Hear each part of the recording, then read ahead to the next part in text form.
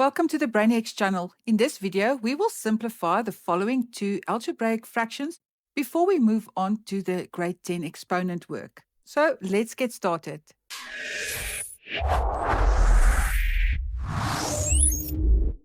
We have to simplify this algebraic fraction fully. Now, by looking at it, I can see we have numbers, we have brackets, we have different variables, exponents, and we've got negative exponents.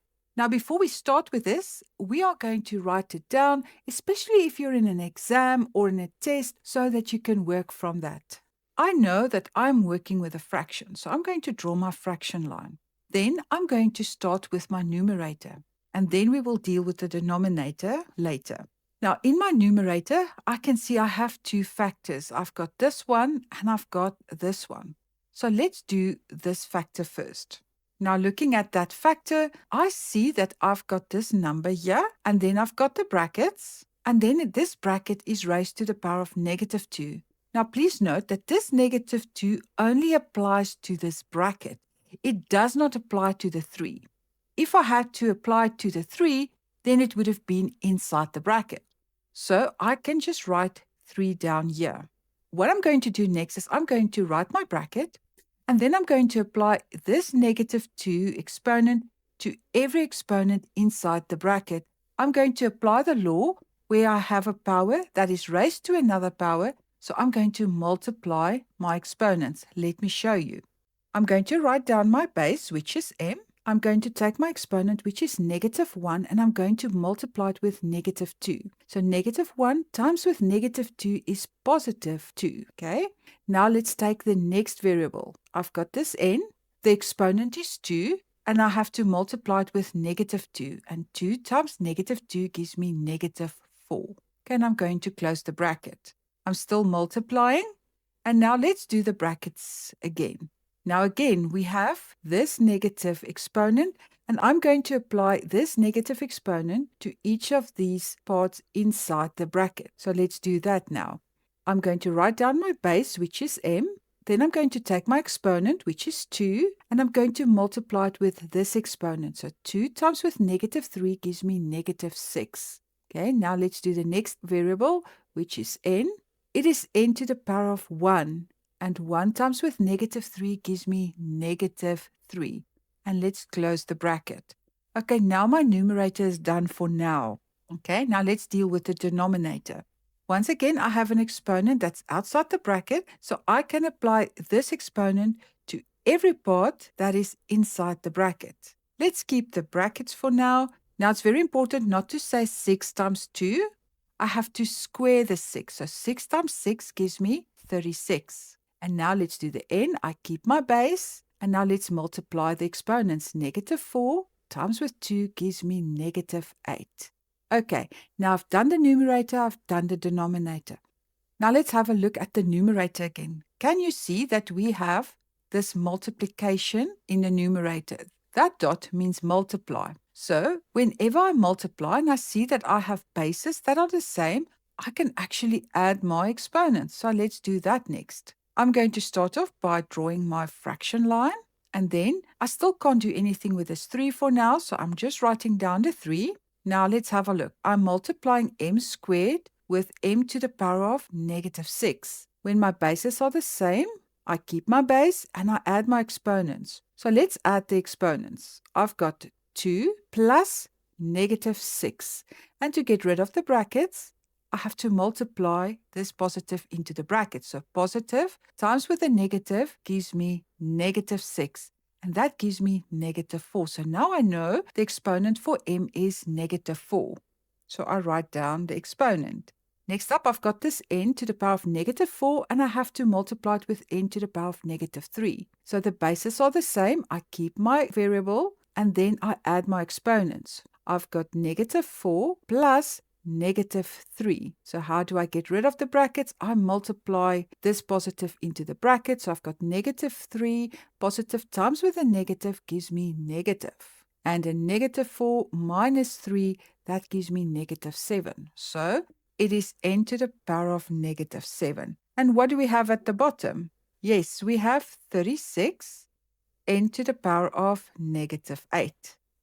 Okay. Now let's see if we can simplify this. I'm going to start off again with my fraction line. And now let's look at the numbers. They are 3 and 36. And I know that 3 and 36 are divisible by 3. 3 divided by 3 is 1, and 36 divided by 3 is 12. So I write that down. Okay, now let's look at my variables.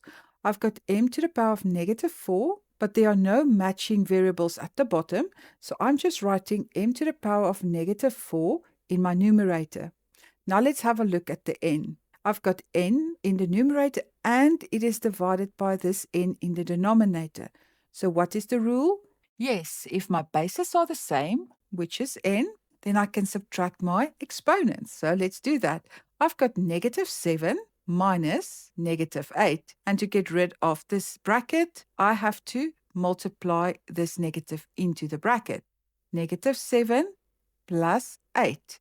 And that gives me 1. Okay, so now I know that the exponent for n is 1. Now I can see we are nearly done, but we do need to get rid of this negative exponent that we have here. So how do we do that? Let me show you. I'm going to draw a fraction line again. At the top, we've got the 1, so I'm going to leave the 1 for now. And at the bottom, the 12, I can't do anything with that either. Now for m to the power of negative 4, how do I get that positive? Yes, we move it downstairs. Okay, so I'm going to write m to the power of 4 at the bottom. So now my exponent is positive. And at the top, this n to the power of 1, that I leave as is because it is a positive exponent. So my final answer is n over 12 m to the power of 4. I can also ignore this 1 in my final answer because there is that, let us say, invisible 1 in front of the n. This brings us to the final example of this video where we have to simplify this algebraic fraction fully. Now looking at this algebraic fraction, I can see we are dealing with a negative exponent. Now there are two ways that you can do this. First up, you can make this exponent positive by swapping your numerator and your denominator. So what you can do is you can write it like this: a squared multiplied by b to the power of negative 4 over a to the negative 3, b to the 6, and then your exponent changes to a positive exponent. The other way that you can do it is by multiplying this negative 2 into every part of the numerator and to every part of the denominator. And that is the way that we are going to do it. It doesn't matter which method you use. If you do it correctly, you will get to the same answer. So let me show you how we're going to do this. To simplify this expression, we are going to make use of the exponent laws. Now, one of the laws that we are going to use is where we have a base with an exponent or a power, and it is raised to another power. Now, that law says that we keep the base as is, and then we multiply the exponents. Okay, so that is one of the laws that we're going to use. The other law that is also very important is when we have more than one factor in a bracket, and it is raised to a power or an exponent, then we have to apply this exponent or power to every factor that is inside the bracket. So it will look like this. So keep these two laws in mind when we work with the numerator. I know that we are still dealing with a fraction, so I'm going to draw the fraction line, and let's start with the numerator.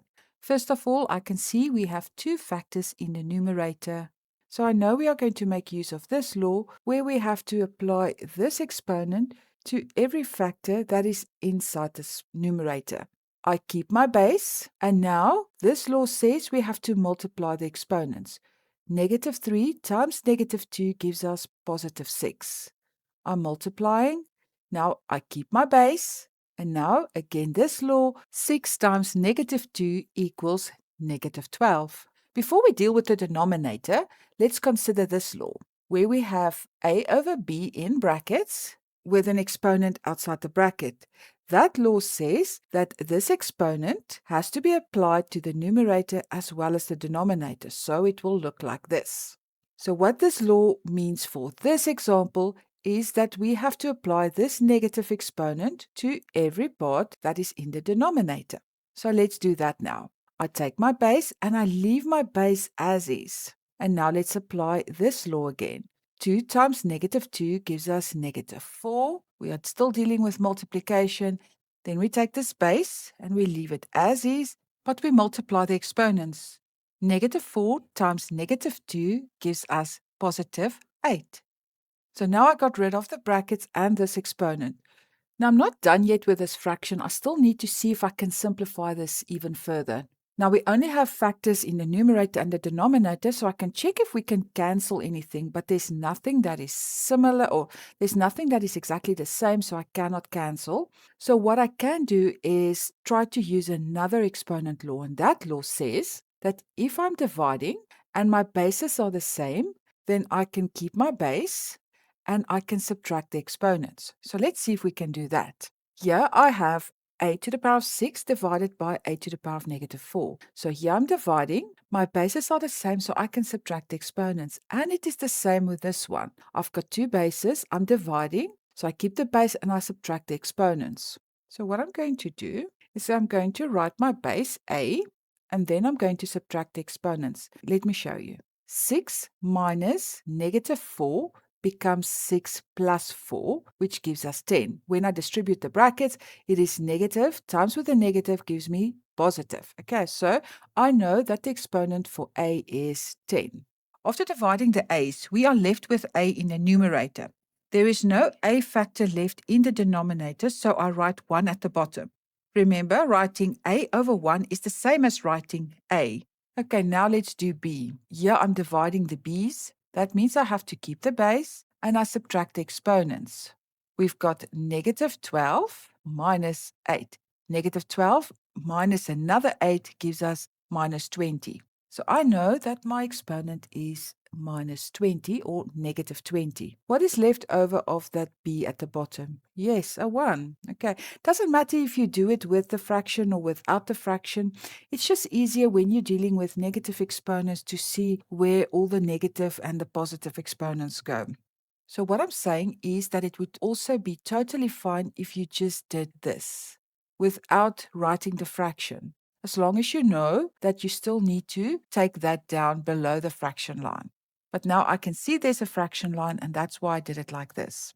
And it's just easier for me to visualize. Okay, now we are not allowed to have a negative exponent in our answer, so what do? Yes, we have to move this b downstairs to make that exponent positive. And that is what I'm going to do next. I'm going to write a to the power of 10 in my numerator, and then I'm moving this b to the power of negative 20 down, but now my exponent turns positive. Okay, and now there's nothing else that I can do. I cannot cancel anything else. So this is the final simplified answer. For this one, if you did it like this, without the fraction line, all you would have done was write a to the power of 10, and now that must just go down the fraction line. So then you just draw the fraction line again, b to the power of 20, changing this negative exponent to a positive exponent. And that brings us to the end of this video. I do hope that doing these examples help you understand negative exponents so much better. In the next video, we will start with grade 10 exponent work, where we will change numbers to prime bases and why it's important to do so. So I'll see you in the next video.